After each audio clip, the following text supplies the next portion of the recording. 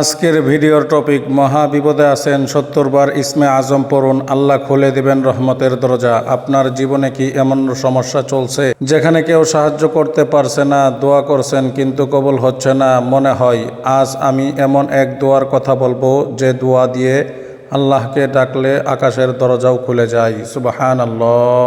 রাসূল সাল্লাল্লাহু আলাইহি সাল্লাম বলেছেন এতে রয়েছে আল্লাহর ইসমে আজম। আর অনেক আলেম বলেছেন বিপদের সময় ৭০ বার পড়া অত্যন্ত উপকারী। তাই ভিডিওটি শেষ পর্যন্ত দেখুন, কারণ আজকের এই আমল হয়তো আপনার জীবনটাই বদলে দিতে পারে ইনশাআল্লাহ। ইসমে আজম কি? ইসমে আজম অর্থ আল্লাহর সেই মহান নাম যে নামে দোয়া করলে আল্লাহ বিশেষভাবে কবুল করেন। রাসূল সাল্লাল্লাহু আলাইহি ওয়াসাল্লাম কিছু দোয়াকে ইসমে আজম সম্বলিত বলেছেন। হাদিসের দলিল আন আনাস রাদিয়াল্লাহু তাআলা আনহু আন্না নবিয়্য সাল্লাল্লাহু আলাইহি ওয়াসাল্লাম সামিআ রাজুলান ইয়াকুলু আল্লাহুম্মা ইন্নী আসআলুকা বিআন্না লাকাল হামদা লা ইলাহা ইল্লা আনতাল মান্নানু বাদিউস সামাওয়াতি ওয়াল আরদি ইয়া দাল জালালি ওয়াল ইকরাম ইয়া হাইয়্যু ইয়া কাইয়্যুম। فقال النبي صلى الله عليه وسلم لقد دعا الله باسمه الأعظم الذي ذا دعي به أجاب وإذا سئل به أعطى।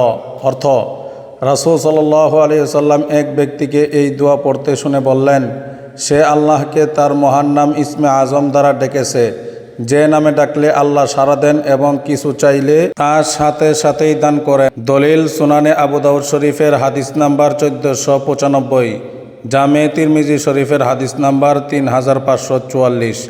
কোরআনের দলিল মহান আল্লাহ তাআলা সূরা আ'রাফ এর 180 নম্বর আয়াতে বলেন, ওয়ালিল্লাহিল আসমাউল হুসনা ফাদউহু বিহা। অর্থ, আল্লাহর জন্য রয়েছে সুন্দরতম নামসমূহ, সুতরাং তোমরা তাকে সেই নামগুলো দ্বারা ডাকো।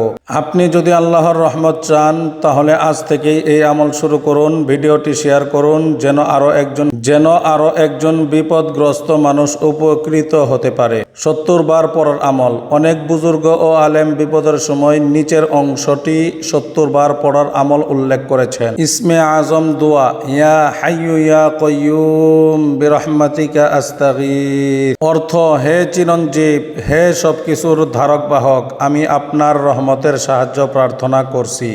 তিরমিজি শরীফের 3524 নম্বর হাদিস। জীবনে এমন সময় আসে যখন মানুষ চারদিক থেকে বন্ধ হয়ে যায়, কেউ পাশে থাকে না, দোয়া করেও শান্তি পাওয়া যায় না। কিন্তু আজ আমি আপনাকে এমন এক আমল বলবো যে আমল বহু মানুষের জীবন বদলে দিয়েছে।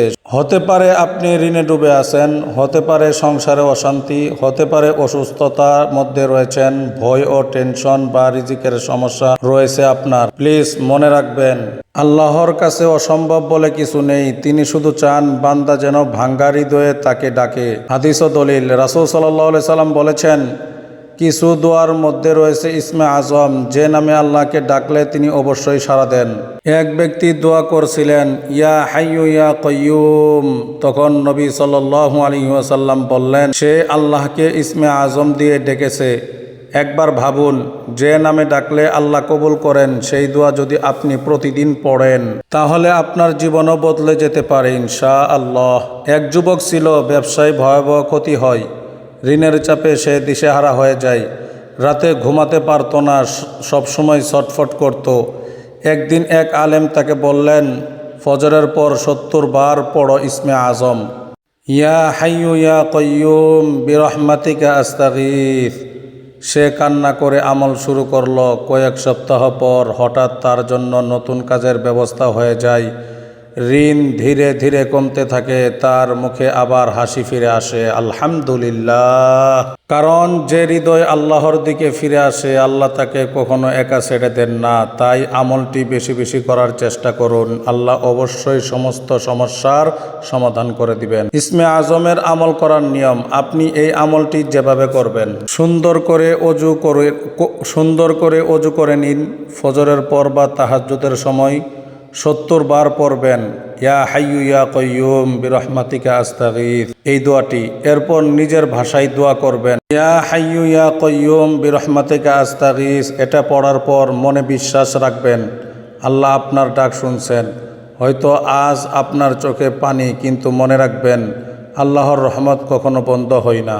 তাই আজ থেকেই শুরু করুন এই আমল, আর বিশ্বাস রাখুন যে রব হযরত ইউনুস আলাইহিস সালাতু ওয়াস সালামকে মাছের পেটে থেকে উদ্ধার করেছিলেন, তিনি আপনার সমস্যাও দূর করতে পারেন। ভিডিওটি ভালো লাগলে অবশ্যই লাইক দিন, কমেন্টে লিখুন ইয়া হাইয়ু ইয়া কাইয়ুম। আর এমন ইসলামিক ভিডিও পেতে চ্যানেলটি অবশ্যই সাবস্ক্রাইব করুন।